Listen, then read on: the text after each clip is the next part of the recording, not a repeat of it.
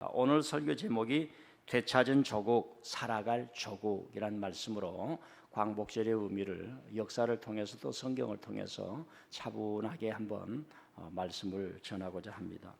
우리 손기정 선수 마라톤의 이야기를 좀 더 하겠습니다. 손기정 선수가 아니라 손기정 옹이 되었죠. 90세로 세상을 이미 떠나신 분입니다.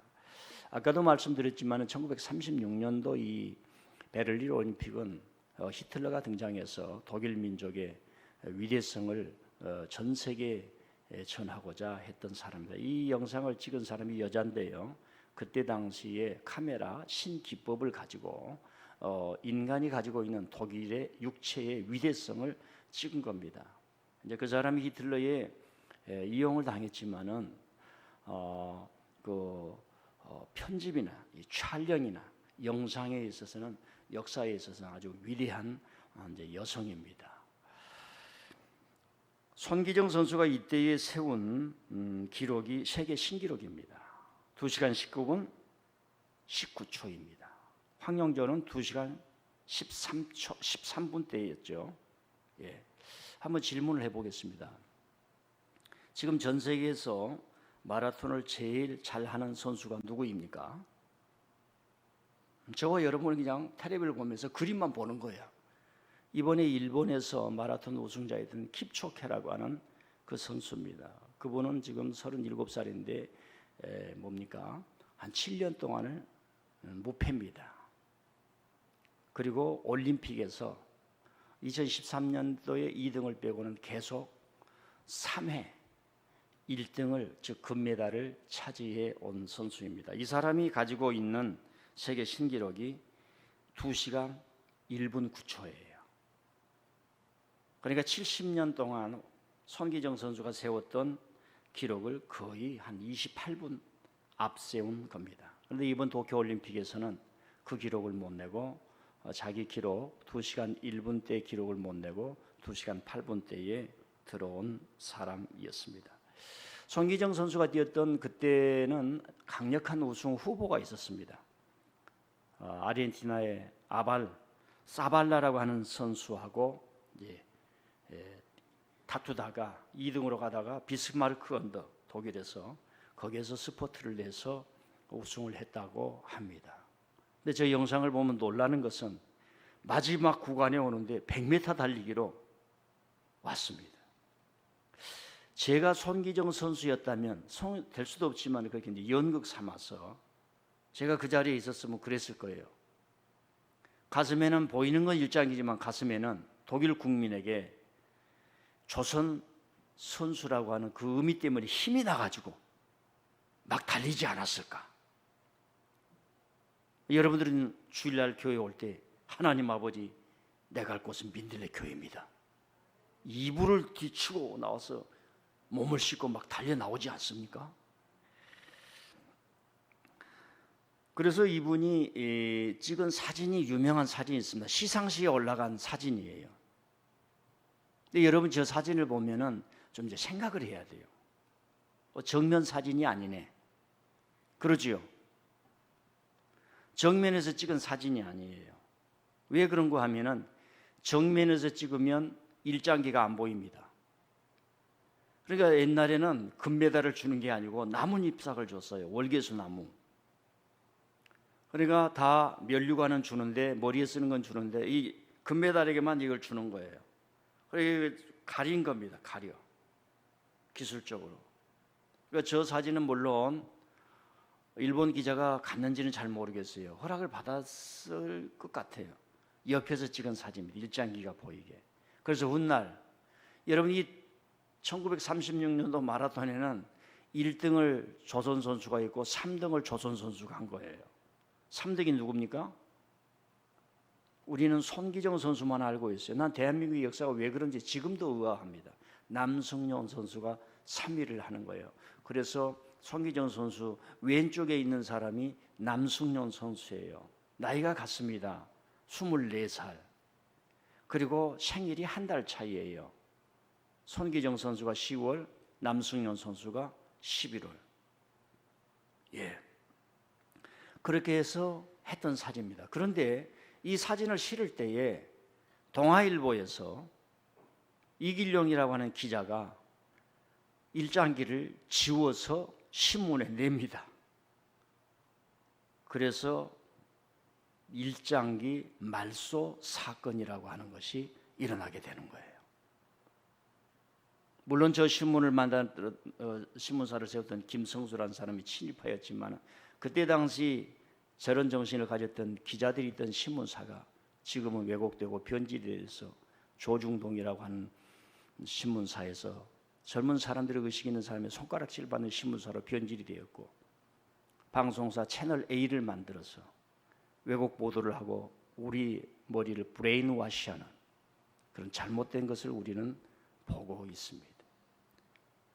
과거의 의지를 버리는 사람도 있고 과거의 좋은 신앙을 버리는 신앙도 있고, 그러나 끊임없이 지켜가는 사람도 있습니다.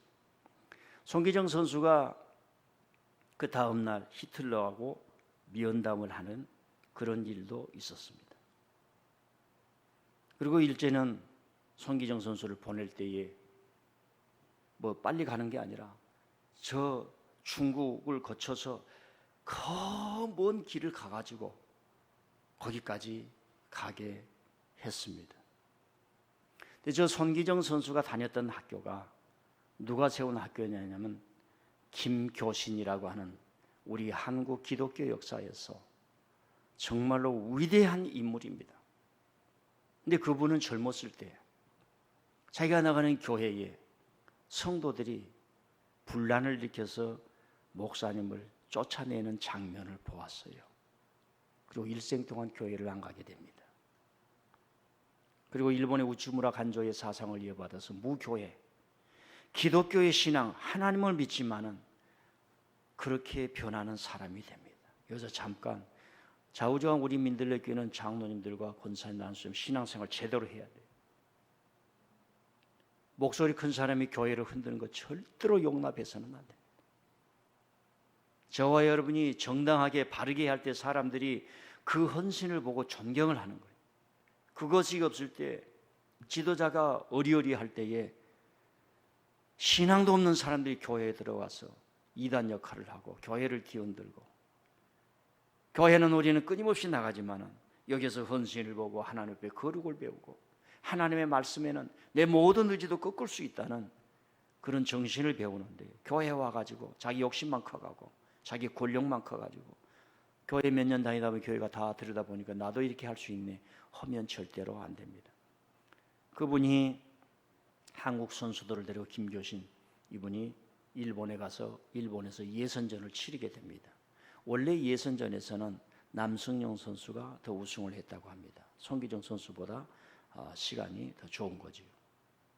그때 손기정 선수가 일본에 가서 예비 우승, 예비 뭐요? 그 뭐 있지요? 올림픽 갈 선수를 뽑는 거, 거기에서 우승할 때 얼마나 감격했겠어요. 아직 올림픽은 오지 않았으니까 뭐 경험이 없으니까 조선의 청년이 이 조선을 대표해서 일장기를 바꿀 수는 없지만은 선생님의 손을 붙들고 여기 와서 그 선생님이 조국을 위해서, 기독교를 위해서 이 나라의 살 길은 권력가들이 부정부패를 없애는 것이다 하는 정신을 심어주고, 그러면서 왔을 때 그가 이런 얘기를 했습니다. 다른 사람은 아무도 보이지 않고 오직 스승의 눈물만 보고 뛰어 우승할 수 있었다. 사실 일제시대에 조국을 사랑했던 많은 사람들은 눈물을 흘리면서 고통을 당했지만 정신은 다시 살아나야 했던 그런 여러 가지 복합적인 심정이 있었습니다. 나는 오늘 대한민국의 지도자들이 울 줄 알아야 돼요. 고통이 무엇이고 지금 죽어가는 사람이 무엇이고 목회자도 울 줄을 알아야 돼요. 울 줄. 고통을 느껴야 돼요. 교회 지도자가 된 목사님, 올 하반기에 우리 교회에서 우는 사람이 없습니까? 오늘 물어봐요. 그럼 물어보면 내가 얘기하지요. 오늘 특송하는 아목의 그 자매가 다음 주에 미국 간다는데 맥도날드 값이라도 줘야지. 지도자들은 울줄을 알아요. 울줄을.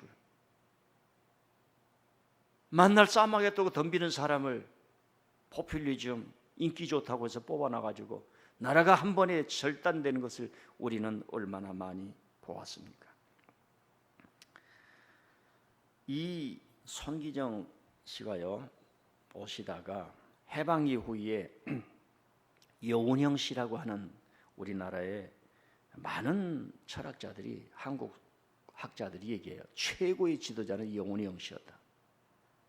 해방 이후에 북한이냐 남한이냐 공산당이냐 민주화냐 막 싸울 때 그래서는 안 된다. 그래서는 안 된다. 우리가 지금 한 나라로 합해야 된다 했던 분이 여운형 씨고 어마어마한 조직을 가지고 있었던 거예요. 그런데 미 군인들이 그것을 좋게 보지 아니하였고 미국 군인들은 자기들이 좋아하는 사람을 지도자로 뽑으려고 했었죠.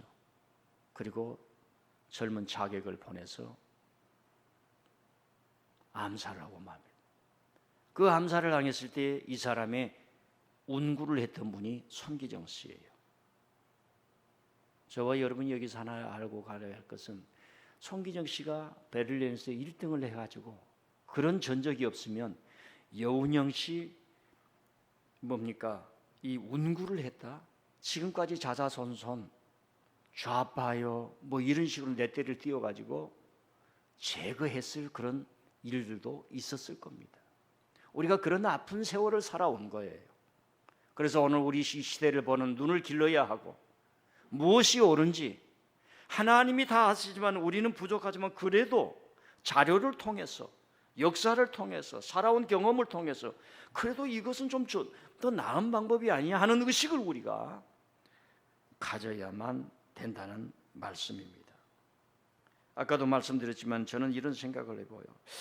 왜 우리는 손기정 씨만 기억을 하고 3위를 했던 남승용 씨에 대해서는 전혀 기억이 없을까? 저는 젊었을 때부터 그래 왔어요. 사실 제가 뭐 역사학을 공부를 하지 않았기 때문에 모릅니다. 남승용 씨는 우리 아내 고향인 순천 출신이에요. 그리고 전남대 교수로 계시다가 세상을 뜨셨다 하는 겁니다. 자, 여기까지 제가 오늘 영상을 보여줬기 때문에 우리의 조국의 역사와 함께 한 선수의 이야기를 잠깐 들려주었습니다. 이 성경을 보면요, 성경을 보면 하나님을 믿었던 백성들이 그 신앙을 어떻게 역사를 이해하고 현실을 이해해 왔으며 그 정신이 어떻게 작용했던가를 우리에게 보여주고 있습니다. 근데 현대로 들어오면서 사람들이 복잡한 거 싫으니까 그냥 찡하는 하나님의 은혜만 좋아하다 보니까 성경이 가지고 있는, 자기들은 성경이라고 그래요. 자기들은 복음주의라고 그래요. 우리는 보수주의요 복음주의라고 하는데, 제가 미천한 지식으로 보았을 때에 성경 2000년 동안에 축적이 됐던 우리 기독교의 어떤 해석학적으로 볼 때 이 성경 통해서 하나님을 믿었던 사람들이 자신의 과거와 살아온 삶들을 볼 때 어떻게 작용을 했던가, 그것이 더 중요한데 그걸 우리는 놓치고 있습니다. 그걸 잠깐 말씀드리면, 하나님을 믿었던 현대의 사람들, 그 현대라고 하는 것은 성경을 기록했던 사람들, 그 전해주었던 사람들이요. 그런 사람들이 오늘 우리가 어떻게 되었나? 왜 우리 조선 선조들은 하비루였고 노예였고 종들이의 신분이었는데 이렇게 적과 꿀이 흐르는 땅에서 살게 되었던가? 이것이 어디서 왔던가? 이런 일을 행하신 분이 누구셨던가? 지도자는 누구였고 그 지도자의 심령을 움직이는 사람이었고 지도자에게 사명을 주신 분이 누구였던가? 그럼 우리는 이걸 어떻게 지켜야 되겠던가? 이걸 깊이 생각했던 겁니다. 그리고 성경은 많은 중첩된 이야기가 있습니다. 단순하지 않습니다.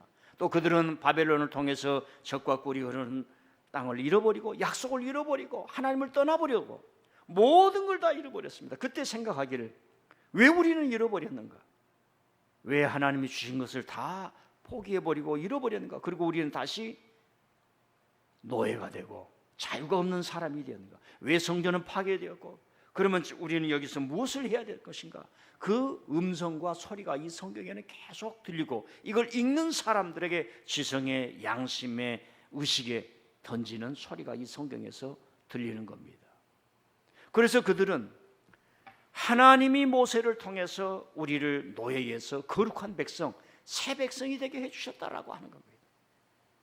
대한민국이 앞으로 전 세계에 나가기 위해서는 새 백성이 돼야 되는데 그 새 백성은 저는 두 가지로 정리를 해봅니다. 글로벌 시민이 돼야 돼요. 글로벌 시민. 글로벌 시민 얘기가 나왔으니까 잠깐 말씀을 드릴게요. 여러분, 독일이나 미국에서 소녀상을 세우는데 그 나라가 주선해서, 시민들이 주선해서 여기 우리 동네 세워야지 그럽니다. 자, 제가 여러분에게 묻습니다. 만일 저와 여러분의 주위에 정말로 저것은 우리와 같은 이야기야, 인간의 고통을 느끼는 거야, 저걸 우리가 기억해야만 다시는 그런 일이 이루어질 수 없어라고 하는 이야기들이 있다고 그럽시다. 베트남에 가서 한국 군인들이 죽인 사람들, 그런 고통의 이야기라도 우리 동네 쓰자 그러면 저와 여러분들은 앞장서서 동장님, 한번 우리 동에서는 그런 걸 고려해 보십시다. 구청장님, 시장님, 우리 시에서는 그런 걸 해보십시다라고 하는 시민의식이 있을까요? 우리는 신문에서, 독일에서, 미국에서 우리가 행하지 못하는 그 아픔과 고통을 기억해 준다 그럴 때 뉴스로만 들었지, 과연 나는 내 동네에, 내 교회에, 저는 이 교회를 짓기 전에, 지을 때부터 말을 했는데 지금 돈이 없어서 못하고 있어요. 나는 반드시 소녀상을 우리 교회에 세운다. 예수님 상을 세워야지. 어떤 사람이 그럴 수도 있어요. 예수님 상은 너무 많아요. 눈물을 흘리는 것 속에서 예수님의 우리 눈물을 닦아주시는 그걸 읽을 수 있을 정도로 심성이, 신앙이 깊다면 얼마나 좋을까라는 생각을 해봅니다. 그래서 성경은 우리에게 이런 큰 거대한 어떤 음성을 우리에게 들려주시는 거죠. 하나님이 종된 우리를 이끌어서 이 약속의 땅에 이르렀는데 우리는 그 하나님을 의지하면서 생육하고 번성하는 하나님의 나라, 새 나라, 거룩한 제사장 나라를 만들어야 된다는 그런 신앙의식, 역사의식을 가졌고 실제로 시간이 걸리면서 그걸 만들어낸 겁니다. 그걸 만들어냈던 사람이 다윗이에요. 여러분, 다윗을 우리가 판타시하게 대단한 사람으로 여길 수도 없어요. 왜? 흠이 너무 많아요. 물론 고대 시대에는 다 그런 것은 거의 흠이라고도 볼 수 없어요. 그러나 그 본인 자신이 아니라 자식한테 내쫓기고, 자식이 반란을 일해가지고 아버지가 앉은 왕자에 자식이 앉은 일이 있어서 콩가루 집안이라고 요즘 말할 수 있지 않습니까? 그런데 영화는 솔로몬이 다 누렸지만은 솔로몬을 기준으로 삼지 않아요. 다윗 이후에 이 나라를 굳건하게 반석 위에 세울 그 기준이 뭐냐? 그 기준이 뭐냐? 그것은 그분은 다윗이다. 예배를 회복하였고, 레위 사람들을 회복하였고, 하나님을 섬기는 모든 제도를 회복한 거예요. 하나님을 어떻게 섬겨야 할 것인가라고 하는 것에 대해서 우리가 어떻게까지 왔는가? 그리고 자기는 제사장이 아니었기 때문에 하나님을 노래하는 찬양을 남기는 거죠. 그게 시편입니다. 항상 우리 교인들에게 얘기를 했죠. 오늘 좀 차분하게 설교를 좀 천천히 길게 좀 하겠습니다. 다른 사람이 다 휴가 갔으니까 우리도 여기 영적 휴가를 좀 가지십시다. 다윗은 전장에서 사람을 죽이는 사람이었어요. 여러분, 어제 저녁에 가정에서 투닥타닥하다 싸움이라도 하고 말입니다. 옛날에는 아버지들이 다 상다리를 다 부질렀어. 그리고 교회 오면 기분이 얼마나 참 그러잖아요. 그러신 분이 있으면 하나님께서 평안해 주시기를 바랍니다. 없겠지만 다윗은 현장에 사람을 죽인 사람이에요. 피를 흘리는 사람입니다. 한둘이 겪겠어요? 여러분, 이라크에 파견됐던 군인들이 사람 직접 죽이지는 않고 했지만 돌아와서 미국에서 다 지금 정서적으로 불안정하다는 거 여러분 다 아시지요? 병에 걸려 있어요. 그래서 미국에 가면 군인들만 치료하는 병원들이 너무너무 많습니다. 다윗인들은 안 그렇겠어요? 하나님 앞에서 무릎 꿇고 주 앞에서 다시 씻음 받는 겁니다. 그때 당시는 전쟁의 시대였어요. 다윗이 전쟁하는 게 아니라 바벨론이 쳐들어오면 또 가고, 이런 전쟁들이 여기에 나타나는 거죠. 여러분, 하나님 안에서 자기 영을 순화시키지 않으면 인성적으로든 감성적으로든 현실을 살아갈 수가 없어요. 우리는 시편에서 그런 얘기를 들어요. 그가 얼마나 원수에게 쫓기고 저녁마다 요의 눈물을 쏟아야 하는 그 고통 속에서도 하나님 아버지, 저는 칼을 잡는 게 아니라 주님을 붙잡습니다. 하나님을 붙잡습니다. 내 눈물을 주님의 눈물병에 담아 주시옵소서. 그런데 이스라엘 백성들이 그런 얘기를 하는 거예요. 앞으로 우리가 새 나라를 만들고 새 문명을 만들 때 그 기준이 뭐냐? 다윗으로 잡는 거예요. 그리고 다 기록을 하는 겁니다. 다윗에 비하면 여로보암은 아주 도둑놈이라 이렇게 기록을 하는 거예요. 대한민국의 독립운동을 했던 수많은 사람들에 비하면 고대 광실에 살았고 일본으로부터 자기를 받았고 놀라운 어마어마한 땅을 받았고 호화호식했는데 대한민국을 지키기 위해서 목숨을 냈던 이 독립군에 비하면 그들은 친일파였고 지금 도둑놈이다. 역사가 기록하지 않습니까? 이게 분별, 역사는 우리에게 분별의식을 주는 겁니다. 이 역사를 모를 때에 우리는 분별의식을 갖지를 못하고 집단화되며 이념에 휩쓸리고 내가 대한민국을 지킨다, 맞아, 당신이 돼가지고 다 쫓아내야지, 이런 식으로 되는 시대가 돼버릴 수가 있습니다. 오늘 우리 대한민국이 살아온 과거를 역사로 기억할 때, 이 역사로 기억한다는 것은 교육이란 말입니다. 그리고 우리가 살아왔던 대한민국의 과거를 반드시 의무적으로도 알아야 되는 겁니다. 제가 잠깐 얘기를 할게요. 지금은 모르겠어요. 제가 청년 때부터 다 보면은 이 8.15나 6.25 되면 다 국뽕식 설교를 들었어요. 우리 박병돈 목사님은 전혀는 아닙니다. 오늘 강단을 채우는 수많은 설교 중에 이런 설교가 많을 겁니다. 연세 많으신 분들은 자기가 광복절에 숨어있는데 자기 아버지가 좋다고 막 흔들리고, 여러분, 이 광복절의 개인적인 체험이 보편화될 수가 없어요. 여기서 많은 사람들이 앞으로 살아갈 민족을 위해서는 그 의미가 무엇인가 한 번은 좀 눈을 여는 그런 보편적인 메시지를 전할 필요가 있습니다. 여러분요, 북한에서 공산당 만나면 공산은 다 찢어 죽여야 된다, 공산당은 그렇게 나쁜 놈이다 그럽니다. 그러나 미군이나 한국 군인에서 폭행을 당한 북한 사람들은 미제국주의야말로 죽일 놈이다, 우리 가족들 다 몰살했다, 이런 겁니다. 자기 어떤 개인을 가지고 인류를 치유할 수 없어요. 더 큰 이야기, 역사가 우리에게 뭘 말해주고 있는가? 피카소가 대한민국의 6.25 학살을 그걸 썼어요. 그 그림을 그렸어요. 그 여러분 들어보신 적 있을 겁니다. 근데 그 그림이 뭐냐? 미군이 양민을 학살하는 그림이에요.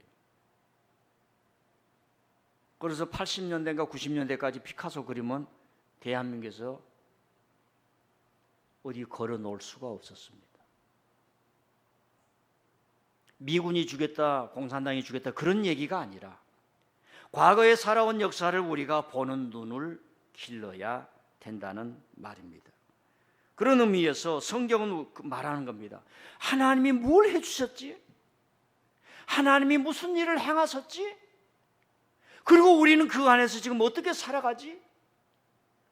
왜 모세와 다윗은 이 나라를 건설하려고 했는데, 왜 아달랴가, 왜 수많은 왕들이 거짓말을 했지? 그대로 기록을 해버린 겁니다. 그게 열왕기상하고 역대상하예요. 자, 여러분에게 말씀드립니다. 하나님이 여러분에게는 뭘 해주셨어요? 그게 있어야 돼요. 이걸 찾을 때 개인적으로 심리적으로 찾으면 안 돼요. 다시 말씀드립니다. 여러분이 이해하든 못하든 하나님이 뭘 해주셨지? 내 어렸을 때 병을 치료해 줬어. 그것도 개인의 간증이 될 수 있지만 저와 여러분은 예수님 안에서 찾는 거예요. 거기서 흘러나와야 돼요. 하나님이 저와 여러분에게 해준 것은 예수님 안에서 다 행해 주신 거예요. 그 이후에는 믿고 기도하라고 그런 겁니다. 그 역사가, 예수님의 역사가 저와 여러분의 교회를 통해서, 성령을 통해서, 성경을 통해서, 교제를 통해서, 서로 예배를 통해서 두세 사람이 모여 기도하는 가운데서 예수님 안에서 이루어진 모든 것을 주시는 거예요. 하나님이 사랑한 자 곧 그때로 부름을 받은 자에게는 모든 것이 합력하여 선을 이루게 되고 하나님께서 그 아들과 함께 모든 것을 내어주시니가 여러분에게 아들과 함께 내어주시니 즉 아들을 믿는 자에게 모든 것을 은사로 주지 아니하시겠느냐. 아멘. 좀 어려움이 있을 수가 있습니다. 또 되돌아보면 지금만큼 좋을 때가 어디 있어요?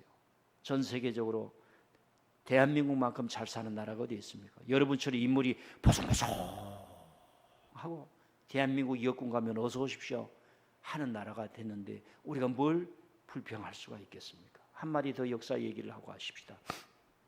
2차 대전 이후에 식민지 산하에 있던 모든 나라들이 독립을 했어요. 그 독립된 나라가 지금 다 싸우고 있어요. 왜? 민주화를 못해서. 그래서 군복만 입었다 그러면 총을 쏴네. 이거 어쩌면 좋아요. 근데 대한민국은 그럴 수가 없어요. 국민들이 들고 일어나서 총 쏘지 말라 이런 얘기를 너무 강하게 했기 때문에 의식이 완전히 업그레이드 돼버린 겁니다. 그리고 여러 가지 어려운 점이 있지만은 극도의 가난에서 벗어난 거예요. 먹지 못해서 죽은 사람들이 없는 세상이 되었어요. 물론 여러 가지 한 점에서 우리가 소식을 듣습니다만은 전 세계 2차 대전 이후에 이런 나라가 없어요. 자, 그러면 오늘 우리가 조금 알고 가야 할 게 뭔가 몇 가지만 말씀드립니다. 왜 우리는 1945년 8월 15일을 일본에 승전한 날이라 하지 않고 광복일이라고 말하는가? 성경에서 이렇게 말할 수 있습니다. 출애굽을 했습니다. 그 출애굽은 날을 왜 모세의 승전일, 이스라엘 백성의 합의로의 승전일이라 하지 않고 출애굽이라고 하는가? 이런 생각을 우리가 주듯이 왜 우리는 일본에서 나온 날을 일본을 이겼다 말하지 승전일이라 하지 않는가? 중국은 9월 3일을 승전일로 기념을 합니다. 자, 얘기를 해드릴게요. 독일은 5월 9일 날 항복을 해요. 유럽에서. 그래서 유럽 지역은 우리는 독일은 패전국이 되고 연합국이 승리했다 해서 5월 9일 승전일로 삼습니다. 8월 14일에 일본 천황이 우리는 포츠담 선언에서 얘기한 연합국의 의견을 따르겠다 이 방송을 녹음합니다. 녹음해. 포츠담 선언 미영 중소 대표자들이 모여서 일본에게 항복을 권유하자. 7월 26일 날인가 됩니다. 7월 17일 날 회의를 하기 시작해서 일본의 항복을 권유하자 그랬어요. 도장 찍는 거예요. 그리고 계속 포를 쏴고 그래도 아직 항복이 자꾸 미뤄지네. 그러니까 리틀보이라고 하는 핵폭탄을 던지게 되는 거지요. 그래서 14일 날 녹음하고 15일 날 그 방송을 틀어주는 겁니다. 일본 사람들이 깜짝 놀란 거예요. 왜? 천황은 신인 줄 알았는데 천황은 눈에 보이지도 않아야 돼. 천황은 자기 일반 천한 백성들에게는 이 말소리도 안 들려야 되는데 천한 백성들에게 천황의 말이 들리는 거예요. 그때 당시 천황이 누구예요? 왜? 히로히토. 예, 모르는 사람도 한번 알면 좋아요. 그 일본 사람이 깜짝 놀란 거야.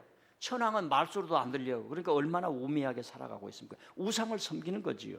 한 인간을 황궁에 가둬놓고 천황이라고 얘기를 하면서 그래서 15일 날 우리는 포츠담 선언에 연합군에 의도하는 말을 따르겠다. 항복이라는 말이 없습니다.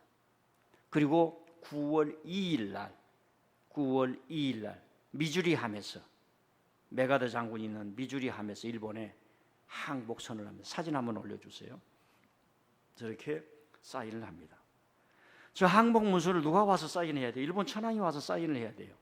외무 대신 요즘 말로 말하면 외교관이 아니 그 외교부 장관이 와서 사인을 하는 거예요.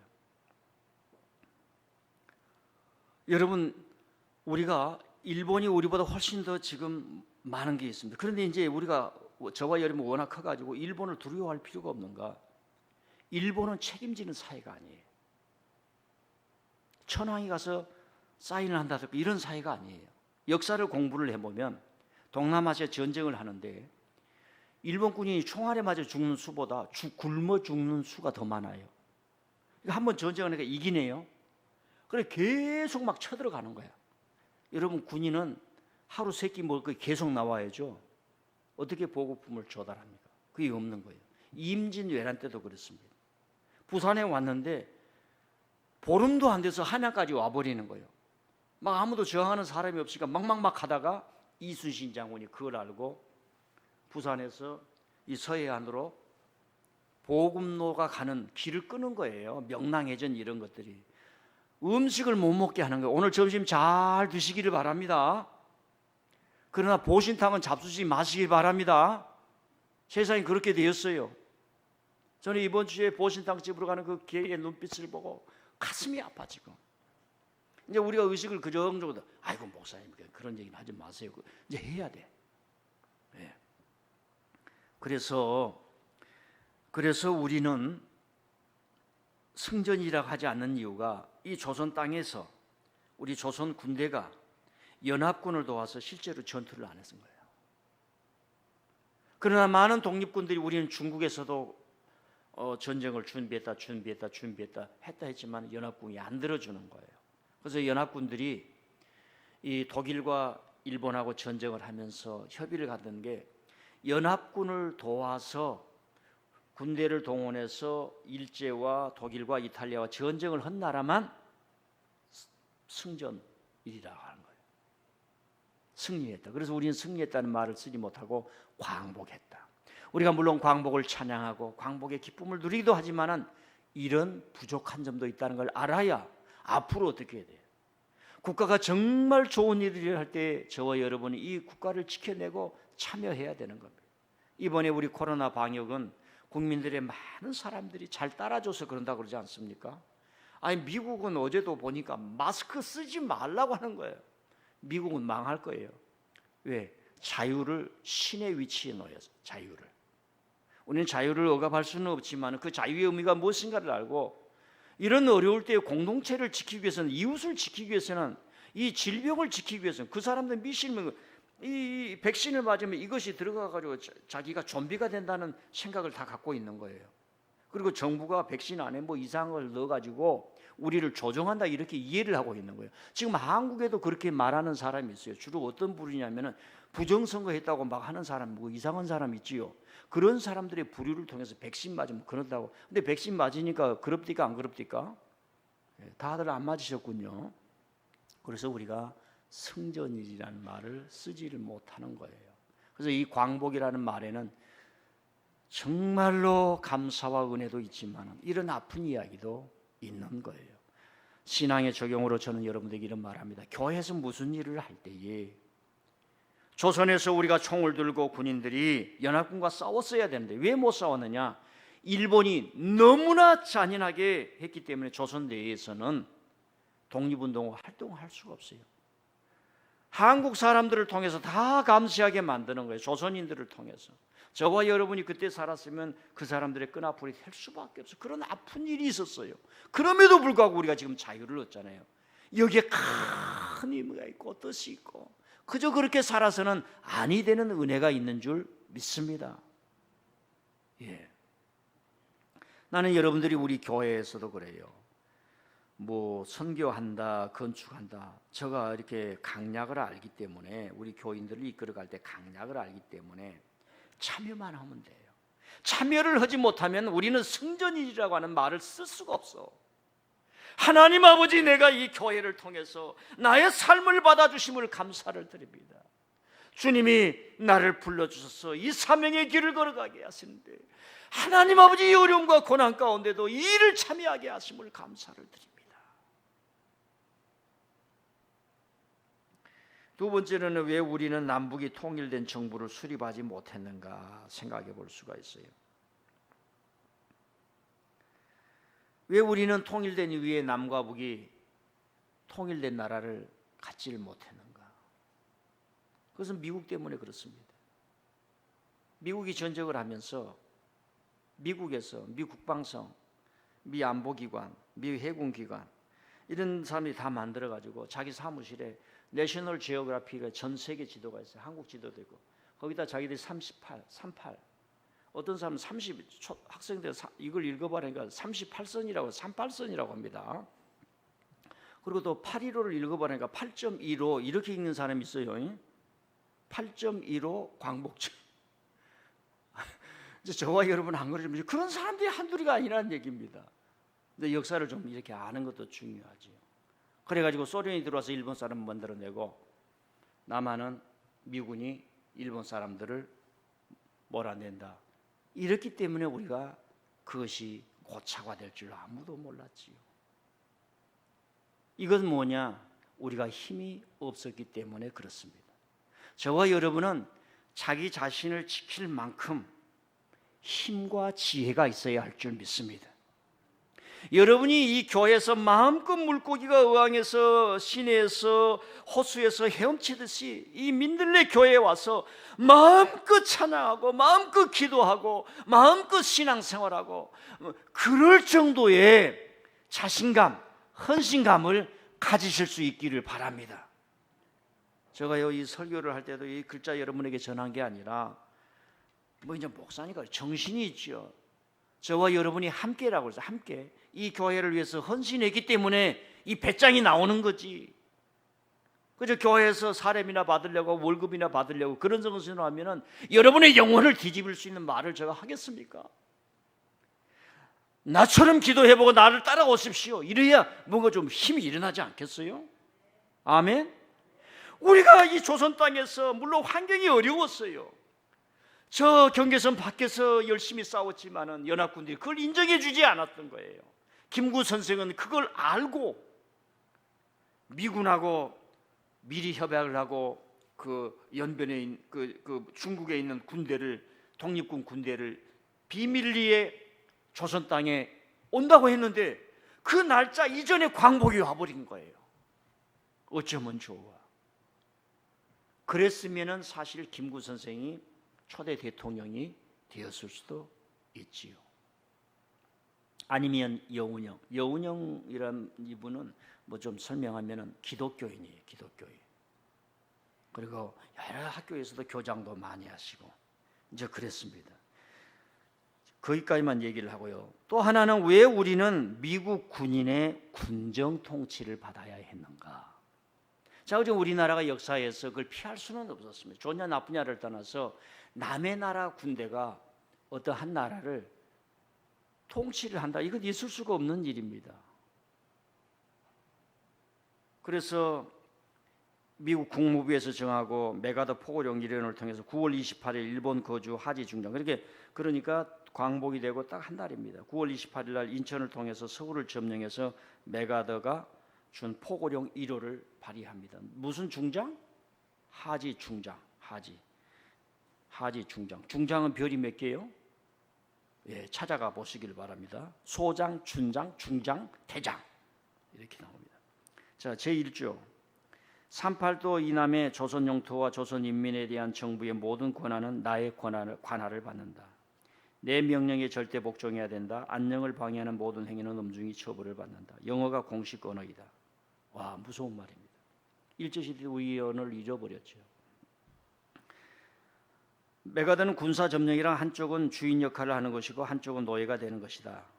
사실 미군이 점령하니 일제가 점령했던 것보다 더 큰 세상, 더 어려운 세상이 왔구나. 이제 심리적으로 조선 사람들이 알게 되죠. 그래서 1948년 3년 동안 남의 나라 군대가 우리를 통치한 시대가 있어요. 그때 당시 미군하고 우리하고는 달라요. 지금의 미국하고는 좀 다릅니다. 뭐 이런 설명은 뭐 많이 할 수는 없고요. 그때 당시 미군은 한국에 대해서 관심 없었어요. 1905년 1948년 전부터 40년 전 1905년에 샌프란시스코에서 육군 대장 태프트하고 외무 대신 가스라하고 일본 사람하고 밀약을 맺어. 밀약. 원래 외교 문서는 공식 사인을 해야 되는데 밀약을 맺는단 말입니다. 필리핀은 미국이 먹고 조선은 일본이 먹을 테니까 서로 간섭하지 말자 그랬어요. 근데 태평양 전쟁을 벌이면서 일본이 필리핀을 침공합니다. 미군이 먹는 필리핀을 침공하는 거예요. 그래서 메가더 장군이 필리핀에 군대를 이끌고 와서 일본 사람 몰아내요. 몇 번 전투에 또 져요. 그런 일이 있는 겁니다. 그러니까 얼마 전에 여러분 방송에서 어떤 후보자들이 나와서 그때 당시 왜 미군이 점령했다 그러냐? 미군은 우리가 숭상해야 될 때고 우리의 신이요 그러는데 왜 그런 표현을 쓰냐? 역사도 모르느냐? 그런 오고 가는 말을 저와 여러분이 들었던 것을 알게 됩니다. 자, 이제 시간이 가니까 다 정리를 하고요. 여러 가지 얘기가 있지만은 그럼에도 불구하고 우리가 오늘 깨달아야 될 것은 이 나라를 만든 주인공들이 누구냐 이 말입니다. 모든 사람들을 다 정당화시킬 수는 없지만은 임진왜란 때요 관리들이 다 도망을 갔어요. 그런데 땅 파먹고 사는 농부들이 의병이 돼가지고 나온 거예요. 대한민국의 강력한 정신이 무엇이냐? 제가 지금까지 공부한 것으로는 저항 정신입니다. 어느 한순간에 우리는 지배받을 수 있지만 역사가 가고 시간이 갈수록 우리의 선조들이 우리에게 물려준 것은 뭐예요? 저항 정신이에요. 악에 대한 저항 정신. 예수님의 십자가의 정신이 무엇인가? 그건 악에 대한 저항 정신입니다. 칼로가 아니라 총으로가 아니라 진실로 신앙으로 진리로. 조선의 국민들의 그 혼이 무엇인가? 그것은 저항 정신이라는 얘기입니다. 그것이 광주 사태를 이겼고 독재를 쫓아냈고 지금 오늘 민주화를 이기고 사람들과 같이 다 경제 건설에 함께 참여하자 해서 우리나라를 만들었다는 겁니다. 여러분 이번에도 작년에 아베가 총리가 경제전쟁을 선포를 했지요. 대한민국 사람들 아무것도 아니라고 했지요. 그때에 정부는 외교적으로 잘해보려고 사실 외교적으로 일본하고는 잘해야 됩니다. 교류가 많이 있어야 되죠. 그럼에도 나라가 다르니까 또 이런 역사가 있으니까 잘 될 리가 있겠습니까? 토닥토닥 하다가도 외교적으로는 잘 되어야 돼요. 불매운동을 누가 벌였습니까? 외교부 장관이 나와서 우리 다 같이 합시다 그러지 않아서 국민들이 한 거예요. 저는 충격을 받았어요. 바우하우스에 그 무슨 브랜드 네임이 있어요. 거의 오래 버티다가 없어지더라고요. 그래서 나는 장안동 사람 딱 하면은 아주 좋은 점이 착한 사람들. 두 번째, 새벽 기도를 부흥해도 절대로 안 나온 사람들. 별로 웃지도 않네. 제가 장안동에서 기도할 때요, 목회를 할 때 사람들을 끌어내려고 새벽기도, 특별 새벽기도를 많이 했어요. 다른 교회는 월상 예배라면은 손자 손녀들까지 다 데리고 온대. 교회가 미어 터진대. 부러워 죽겠더라고. 제가 많이 했거든요. 장안동 사람들은 정말 순수하고 착해요. 두 번째, 특별 새벽기도를 한다고 해도 나오지 않는 사람들. 죽으라고 나오지 않아. 교인들도 안 나와. 그런데 민들레 교회는 지금 다 나오고 있습니다. 이번 주 토요일 새벽 예배에 이 수가 다 나올 줄 믿습니다. 목사님 오늘 일 갑니다. 일 가니까 새벽에 기도하고 가야지요. 그거 시간 하나 조정 못해요. 금요일날 좀 빨리 자면 되지.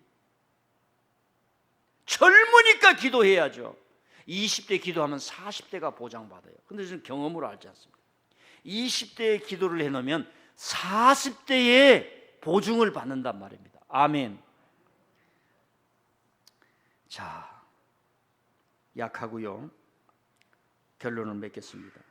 구약 성경을 보면은 하나님을 믿었던 그 말씀의 사람들이 오늘 왜 우리가 이렇게 되었지? 왜 이렇게 축복을 받았지? 왜 이렇게 다 잃어버렸지? 중간에서 하나님의 말씀을 장만했던 사람들이 너무나 많이 있었고 어떤 어려움 속에서도 하나님을 지켰던 사람들이 있었구나. 그걸 다 기록해 놓은 거예요. 앞으로 살아갈 나라 대한민국은 글로벌 시민이에요. 글로벌 시민. 그리고요 글로벌 시민 되어서 다른 나라의 어려운 사람들과 교류하고 그들과 함께 문화를 공유하고 우리가 어떤 코리안 K-웨이브가 뭐 잘됐다 이것만 자꾸 하면 우리의 공격자들이 더 많이 들어올 수가 있습니다. 그리고 다시는 외국인들 삥땅 치지 말고 다른 나라가 하지 못하는 평화의 세계를 만들어낼 수 있는 그런 나라가 돼야 돼요. 그런데 좀 어렵습니다. 우리는 남과 북이 있죠. 그래서 글로벌 시민이 돼야 되고 평화를 사랑해서 통일을 지향하는 나라가 되는 것이 앞으로 살아갈 나라가 돼야 되지 않을까. 거기에서 이게 되려면은 법이 서야 되고 공정해야 됩니다. 근데 지금 그러기가 어려워요. 왜? 우리나라에는 지난 70년 동안 광복 이후에 워낙 포진한 세력이 강해요. 친일파적인 사고를 가진 사람이 너무 강해. 이 사람들도 세력을 형성해 가지고 자꾸 덤벼드니까 어려웁니다. 그러나 하나님은 이 민족을 2차 대전 이후에 전 세계에서 200여 국가가 넘는 나라에서 식민지에서 독립하게 하시고 가는 곳마다 교회를 세워주셨사오니 저와 여러분에게 평화의 선교, 말씀의 선교, 그래서 은혜 받게 하시고 대한민국을 행복의 나라로 만들면서 이걸 수출하게 하사 만 사람이 여호와께 돌아오는 그런 사명이 있는 줄 믿습니다. 그래서 민들레 교회를 통해서 또 우리 한국 교회를 통해서 그런 일들이 이루어지기를 바랍니다. 기도합니다. 하나님 아버지, 70